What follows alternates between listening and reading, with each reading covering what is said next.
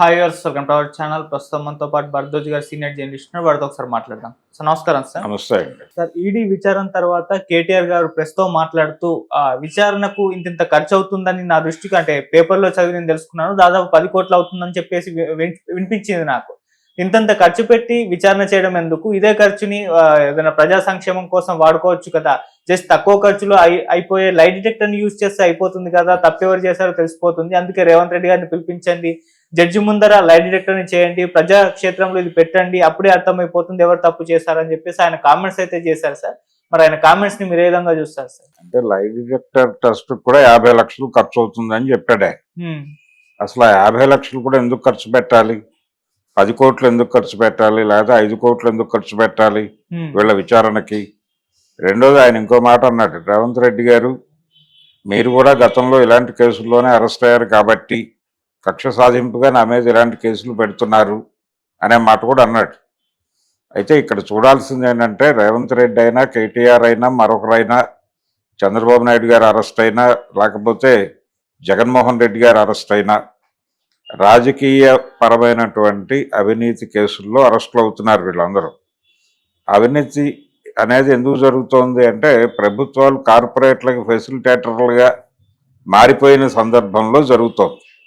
కేటీఆర్ గారు చాలా స్పష్టంగా ఒక మాట చెప్పాడు, $82 మిలియన్ లబ్ధి చేకూరింది ఈ కార్ రేస్ ద్వారా అని నెల్సన్ అనేటువంటి ఒక సంస్థ ఇచ్చిన కితాబును కూడా ఆయన సమర్పించి చెప్పాడు, మేము చాలా మేలు చేశాం, మీరు అనవసరంగా ఏదో చెడు చేశామని ఎస్టాబ్లిష్ చేసే ప్రయత్నం చేస్తున్నారు, అది మానుకోండి అని. ఎవరైనా చేసేది అదే, పెట్టుబడులు కావాలి, పరిశ్రమలు రావాలి, ఉపాధి అవకాశాలు పెరగాలి, ఇదే కదా నినాదం. ఈ పరిశ్రమలు రావాలి అంటే పరిశ్రమలు వస్తాయి, పరిశ్రమలకు భూములు కేటాయిస్తారు, పరిశ్రమలకు చాలా చేసి పెడతారు. ఇవన్నీ చేసినందుకు వారు గౌరవప్రదంగా వీరికి ఏదో చేస్తారు, వీరి కంపెనీల్లో వాటాలు కొంటారు, ఇలాంటివేవో రకరకాలు జరుగుతాయి. ఈ జరిగినది సహజ పరిణామం కింద నడుస్తోంది, ఒక ఆర్గానిక్ రిలేషన్ నడుస్తోంది కార్పొరేట్లకి రాజకీయ నాయకులకి మధ్య. దీన్ని నేరం అనుకుంటే నేరం, కాదనుకుంటే కాదు. కాబట్టి ఈ ధోరణిలో వ్యవహరించాలని ఒక తత్వబోధ చేశాడు ఆయన కేటీఆర్ రేవంత్ రెడ్డికి. అయితే నేనేమంటానంటే నిజమే ఆయన చెప్పింది ఒక రకంగా. నిజమంటే రాజకీయ నాయకుల విచారణకి ఆయన చెప్పిన తర్వాత మనకు అర్థమైంది 10 కోట్లు అవుతుంది విచారణకే.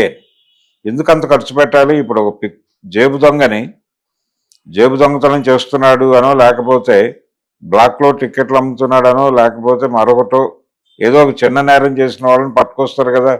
ప్రతి లాకప్లోనూ, ప్రతి పోలీస్ స్టేషన్ లాకప్లోనూ 5-6 ఉంటారు. వాళ్ళు నేరం చేశారో లేదో తెలియదు, నేరం చేశారనే ఆరోపణ మీద పట్టుకొచ్చి అక్కడ పెడతారు. అలాగే కేటీఆర్ని కూడా అలాగే పెట్టాలి కదా, అక్కడే అలాంటి లాకప్లోనే పెట్టాలి. వాళ్ళకి ఏం పెడుతున్నారో అదే పెట్టాలి, వాళ్ళ మీద ఎంత ఖర్చు అవుతుందో అంతే ఖర్చు అవ్వాలి. వీళ్ళకి ప్రత్యేకంగా ఎందుకు ఖర్చు పెట్టాలి? వీళ్ళు విచారణకి ప్రత్యేకమైన గదులు, ఎయిర్ కండిషన్డ్ గదులు, వీళ్ళందరికీ అకామిడేషన్లు, వీళ్ళందరి మీద ఎందుకు ఖర్చు పెట్టాలి? వీళ్ళందరినీ ప్రత్యేకంగా చూడబట్టి కదా ఈ ఖర్చు. వీళ్ళు చేసింది నేరమే, వాళ్ళు చేసింది నేరమే. ఒక జేబు దొంగకి రాజకీయ దొంగకి తేడా ఎందుకు చూడాలి? వివక్ష ఏమిటి ఇక్కడ? అన్ని రకాల వివక్షలు తొలగించడం కదా ప్రజాస్వామిక స్ఫూర్తి అంటే. కాబట్టి రాజకీయ దొంగలకి, జేబు దొంగకి ఏ గౌరవం ఇస్తారో పోలీసులు అదే గౌరవం ఇవ్వాలి ఖచ్చితంగా. అది రేవంత్ రెడ్డి అయినా, చంద్రబాబు నాయుడు అయినా, జగన్మోహన్ రెడ్డి అయినా, ఇంకో రెడ్డి అయినా, ఇంకొక రావైనా, లేకపోతే ఇంకెవరైనా సరే అంతకు మించి ఇవ్వకూడదు. సేమ్ లాకప్లో వాళ్ళకి ఏ భోజనం పెడుతున్నారో అదే భోజనం పెట్టాలి వీళ్ళకి కూడా. అప్పుడు వీళ్ళకి ప్రపంచం అర్థమవుతుంది, అప్పుడు వీళ్ళు సక్రమమైన పరిపాలన అందించడానికి అవకాశం ఏర్పడుతుంది. అలాంటి ఒక స్పిరిట్ని కన్వే చేసే ప్రయత్నం చేశాడు కేటీఆర్. కాబట్టి కేటీఆర్ వాక్యాలను గౌరవప్రదంగా స్వీకరించి ప్రజా సంఘాలన్నీ కూడా డిమాండ్ చేయాలి, దయచేసి రాజకీయ నాయకుల మీద ఇంతంత ఖర్చు పెట్టద్దు. 10 కోట్లు ఖర్చా విచారణకి? ఏమిటది? ఆయనే చెప్పినట్టుగా ప్రజా సంక్షేమానికి వాడచ్చు ఆ డబ్బులు. కాబట్టి ఏ రాజకీయ నాయకుడి మీదైనా ఏదైనా ఆరోపణ వచ్చినప్పుడు స్ట్రైట్ అవే మీరు ఒక నేరారోపణ వచ్చినటువంటి దొంగలని ఎలా ట్రీట్ చేస్తున్నారో అదే పద్ధతిలో వీళ్ళని కూడా తీసుకెళ్ళి అదే లాకప్లో పెట్టి అదే లాకప్లో, అంటే లాకప్కు సిద్ధాంతం ఉంది. లాకప్లో 24 గంటలు మాత్రమే ఉంచగలను. ఈ లోపు వాళ్ళ మీద ఒక ఎఫ్ఐఆర్ రెడీ చేసి తీసుకెళ్లి కోర్టులో సబ్మిట్ చేయాలి. కోర్టు రిమాండ్కి పంపించేస్తుంది. ఆ తర్వాత ఛార్జ్ షీట్ వేసుకోవాలి. కానీ ఇక్కడ ఏం జరుగుతుందంటే నెలలు ఉంచేస్తారు లాకప్పుల్లో. ఆ సఫరింగ్స్ వీళ్ళకి తెలియదు, రాజకీయ నాయకులకి. వీళ్ళ కుర్చీల్లో కూర్చుని సగం ప్రపంచం తెలియకుండానే పరిపాలన చేస్తారు. అందుకని వీళ్ళకి తెలియాలి. అది తెలియాలంటే వీళ్ళని కూడా వాళ్ళలాగానే ట్రీట్ చేయాలి. వీళ్ళు నేరం చేశారు, వాళ్ళు నేరం చేశారు. వాళ్ళకంటే పెద్ద నేరం చేశారు.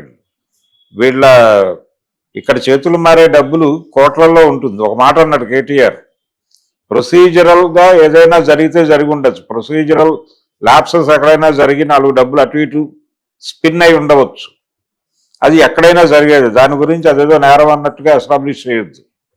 ఆ కంపెనీ మీరు లబ్ధిదారులు ఎవరైతే ఉన్నారో వాళ్ళ అకౌంట్లో డబ్బులు ఉన్నాయి, ఇక్కడి నుంచి వెళ్ళినాయి. ఇంత క్లారిటీగా విషయం ఉన్నప్పుడు నేరం జరిగిందని ఎందుకు నా మీద పడి ఏడుస్తున్నారు? మీరు నన్ను నేరగాడిగా నిరూపించడానికి ఎందుకు ఇంత తహదాలు ఆడుతున్నారు అని క్వశ్చన్ చేశాడు. బాగుంది, మంచి ఆర్గ్యుమెంట్. దాంతో కూడా మనం ఏకీభవించాలి తప్ప విభేదించక్కర్లేదు. ఒక నేరం చేసిన వాడు ఎవడైనా అంతే కదా, కోర్టు ప్రూవ్ చేసిన తర్వాత కదా వాడు నేరస్తుడు అయ్యేది. మీలాగే అక్కడ కూడా మీకు ఎందుకు ప్రత్యేకమైన ప్రివిలేజ్? రాజకీయ నాయకులకి ప్రత్యేకమైన ప్రివిలేజెస్ రద్దు చేయాలి అని ఒక ఉద్యమం చేపడితే కేటీఆర్ గారు వారి వెనకాల అందరం నిలబడదాం, అందరం నిలబడి ఆయన కోసం పోరాటం చేద్దాం. రాజకీయ నాయకుల్ని కూడా వాళ్ళకి ప్రత్యేక కేటగిరీ ఏం అక్కర్లేదు, స్ట్రైట్ అవే తీసుకెళ్ళి లాకప్లో కూర్చోబెట్టండి. కూర్చోబెట్టి మామూలు నేరస్తుల్ని ఎలా విచారణ చేస్తారో అలా కింద కూర్చోబెట్టి, లేకపోతే స్టూల్ మీద కూర్చోబెట్టి విచారణ జరుగుతుంది. నిలబెట్టే మాట్లాడతారు, సాధ్యమైనంత వరకు కొట్టి మాట్లాడతారు. అదే జరగాలి వీళ్ళకి కూడా. అప్పుడు ప్రపంచం అర్థమవుతుంది వీళ్ళకి. అది జరగాలి. కొన్ని సందర్భాల్లో పారిపోతారేమో అనే అనుమానంతో లాకప్లో వేసి కూడా కాలికి బేడీ వేసి దానికి కటకటాలకి బయట ఉన్నటువంటి గేటుకి లింక్ చేసి వేస్తారు. అలా ట్రీట్ చేసేటువంటి, అలాంటి ట్రీట్మెంట్ పొందేటువంటి నేరస్తులు కూడా ఉంటారు. వీళ్ళకి తెలియాలి. సో రాజకీయ నాయకులకి సాధారణంగా లాకప్పుల్లో ఉన్నటువంటి నేరస్తులకి తేడా చూడకుండా 10 రూపాయల దొంగతనమైనా 10 కోట్ల దొంగతనమైనా ఒకే విధమైనటువంటి ట్రీట్మెంట్ ఇవ్వగలిగితే 10 కోట్ల దొంగకి ప్రివిలేజ్ ఏమిటి, 100 కోట్ల దొంగకి ప్రివిలేజ్ ఏమిటి, 1000 కోట్ల దొంగకి ప్రివిలేజెస్ ఎందుకు ఇస్తున్నారు మీరు? ఈ వివక్ష ఏమిటి? రాజకీయ నాయకుల దోపిడీతో పోలిస్తే వాళ్ళు దోచుకుంటోంది ఏమిటి పాపం ఆ నేరస్తులు? అందుకని కనీసం కేటీఆర్ గారు చెప్పినట్టు ఈ వివక్ష పోవాలి. ఈ వివక్ష పోయి నేరంగానే చూసి నేరస్తులందరికీ ఒకే రకమైన ట్రీట్మెంట్ ఇవ్వాలి. మీరు వీళ్ళ విచారణకు 10 కోట్లు ఖర్చు పెట్టేటప్పుడు ఒక పిక్ పాకెట్